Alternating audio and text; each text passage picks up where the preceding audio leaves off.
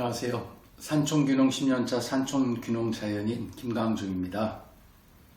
오늘은 제가 가장 많이 듣는 질문 중에 하나인 왜 하필이면 강원도 인제에 귀농하게 되었는지 말씀드리고자 합니다.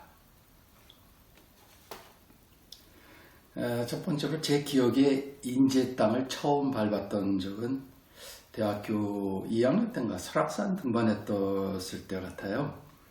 그때 그 시절에는 지금 동대문 구청 자리하고 그 경동시장 쪽 맞은편 쪽에 있는 거기 어디 있었는데요. 동마장이라는 버스 터미널이 있었습니다. 그러니까 지금의 이제 그 강변역에 있는 동서울 터미널 같은 거 있었죠. 그래서 기억에 금강운수 6시 30분 차를 첫 차를 타고 용대리 백담사 입구에 내려서 거기서부터 이제 설악산을 갔었거든요. 백담사 들렸다 수림동 대피소에서 자고 그 다음 날은 이제 양복산장에서 자고 속초로 내려가는 그런 거였었습니다. 그리고는 이제 다시 또 인제를 가게 되거나 했던 거는 학교 마치고 군대 입대하게 됐는데 그때는 춘천이 백삼보충대라고 해서 백삼보였습니다. 거기를 갔었고요. 거기에서 이제 양구에 가서 훈련을 받고 그리고 지금의 제가 머무르고 있는 인제 17년대에서 군 생활을 했습니다. 그래서 보통 남자들이 하는 얘기 중에 군 생활한 지역은 뭐 그쪽 방향 쳐다보면서 오줌도 눕지 않는다라는 뭐 그런 얘기들이 있잖아요. 우스갯소리로. 그래서 저도 인제를 다시 군 제대하고 간 거는 6년이 지난 후였다고 기억이 됩니다. 그 후로 이제 뭐 동해안을 간다든지 설악산을 간다든지 하면서 인제를 통과는 자주 했었습니다. 44번 국도로 가잖아요. 여기 미사리로 해서 양평으로 해서 용문으로 해서 홍천, 인제 이렇게 가지 않습니까? 근데 늘 기억에 여러분들이 제가 뭐 인제 어쩌고 그러면은 잘 알고 계시는 말이 있잖아요. 인제 가면 언제 오나 원통에서 못 살겠네. 그 기억이 인제에 대한 어떤 제 기억의 종결판이랄까요? 이런 생각을 좀 하고 있습니다.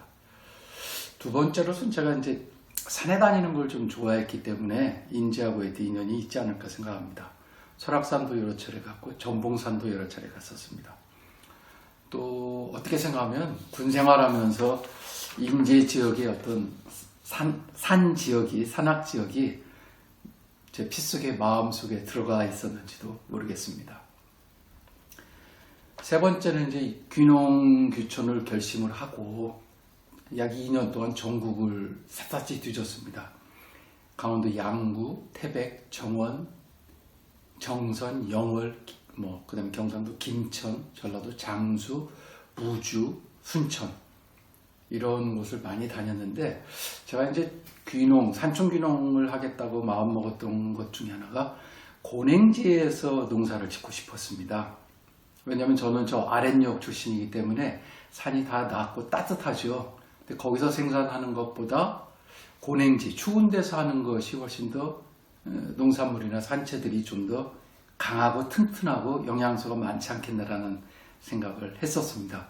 또한 아무래도 발달이 덜 된 곳이기 때문에 오염이 덜 되고 그래서 환경도 좋을 것이다. 그러면 거기서 일한다는 것은 내 건강에도 좋을 것이다 라는 그런 생각 때문이었었죠. 이 양구를 이제 많이 생각하고 준비를 하고 있었는데 서울에서 출발해서 양구를 갈 때는 오늘은 꼭 결정을 하고 해야 됐다 했는데 또 양구에 가면 그게 안 되더라고요. 그걸 한 1년 반 이상 끌다가 우연히 이제 제가 직장 생활에서 저희 팀에 같이 있었던 막내 카페라이터가 있었는데 이 친구하고도 계속 인연을 맺고 있었죠. 어느 날 제가 들었던 얘기 중에 자기 형이 서울에서 신문기자 생활을 했는데 이제는 뭐 인제에 가서 살고 있다. 어머니를 모시고 그런데 또 인제 마을에서 사무장 일을 하면서 살고 있다는 얘기를 들은 적이 있었어요. 그래서 그 친구에게 부탁을 해서 그 사무장 형을 만나게 해달라고 제가 부탁을 했었죠.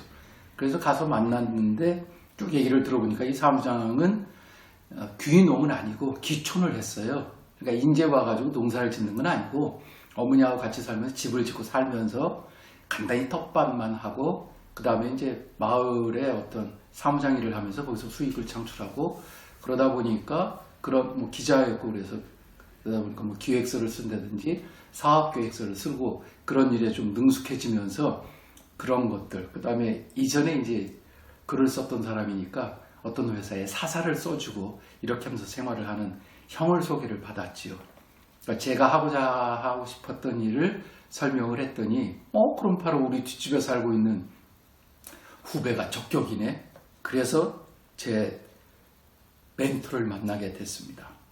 제 멘토는 6대째 지금 저희 마을에 거주하고 있고요. 10만입니다. 그 다음에 적은 농토를 가지고 있는 강원도 사람들이 수입을 어떻게 활성화시킬까라는 측면에서 수입 기대가 어렵다. 그렇기 때문에 그러면 산지를 활용하는 것이 좋겠다. 그래서 좀 특산물, 특화된 작물을 키워서 소득 작물화해야 된다라는 어떤 그 생각이 굉장히 투철했던 멘토입니다. 이 멘토는 굉장히 만능인인데요. 낚시도 잘하고 사냥, 모든 기계를 가르쳐 주지 않아도 그냥 뚝딱뚝딱 해서 만들기도 하고 자기가 운영도 하는 그런 굉장히 다재다능한 멘토입니다. 그 시절에 이제 제가 오기 전전에 산림특화 사업단이라는 것이 발족이 됐는데 인제군하고 인제국유林관리소에서 산림을 훼손시키지 않는 범위 내에서 활용을 해서 그 지역에 살고 있는 사람들의 소득을 향상시켜 주자라는 그런 사업의 일종이었습니다. 산림특화 사업단에.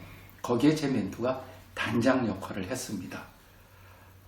근데 본인은 이제 이 사업을 가지고서 마을 사람들하고 좀 하기를 원했으나 마을 사람들이 호응한 사람들이 없었어요. 그런데 저는 제가 하고 싶었던 일을 멘토가 하고 있었고, 그래서 가서 만나자마자 바로 나도 하고 싶다. 일 좀 시켜달라. 같이 좀 했으면 좋겠다고 부탁을 하니까 멘토 입장에서는 굉장히 어안이 벙벙했었다고 합니다.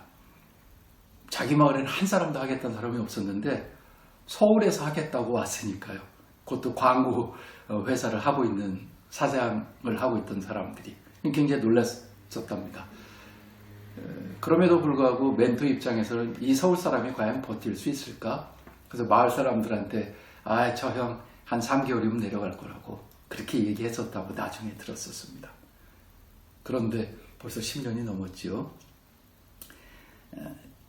제 멘토를 만나서 제가 그냥 바로 일을 하고 싶다라고 제가 제안을 했던 거는 제가 하고 싶은 일이 가능했었기 때문입니다. 즉 저는 산촌에서 일을 하고 산지를 개발이라기까지만 산지를 활용해서 거기에 작물을 심고 그 다음에 여력이 되거나 시간이 남으면 이제 살고 있는 지역에서 노지를 이용해서 활용하는 그것이 이제 산촌 균형이라고 하는 건데요. 그걸 하고 싶었었습니다. 근데 이 세 가지를 쭉 말씀드리면서 제가 공통적으로 느끼는 것은 이 모든 것이 다 인연이라고 생각한다는 겁니다. 지금 설명 안 드렸습니다만 제가 학교에서 이막을 전공했습니다. 농과대학이죠. 근데 이 이막을 전공한 것은 하나도 저의 뜻은 1%도 담겨 있지 않았습니다.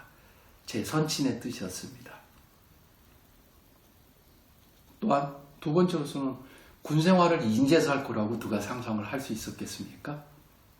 근데 제가 인제에서 군생활을 했거든요. 또 세 번째, 제 후배 직원하고의 관계입니다. 그 형을 만나게 해주고 또 그 형이 멘토를 소개해 줬지 않았습니까? 그런데 제 후배 직원에게 제가 예를 들어서 나쁘게 표현해서 모질게 대했구나. 그럼 자기 형을 소개시켜 주지 않았겠지요. 그랬을 것 같아요. 그런데 지금 생각해보면 제가 그 후배 직원에게도 따뜻하게 잘 대했었던 것 같고 그런 것들이 사소하게 보여서 큰 인연이 되어서 제가 지금 인제에서 산촌 균형 생활을 하면서 어떤 건강한 삶, 100세 시대에 살아가는 삶, 이를 통해서 건강도 유지하고 수익도 창출해 나간다라는 제가 생각했던 제 삶을 지금 영위하고 있습니다. 산촌 귀농 자연인의 생각은 이렇습니다. 인연의 불은 언제나 되살아난다. 고맙습니다. 좋아요, 구독 꼭 부탁드립니다.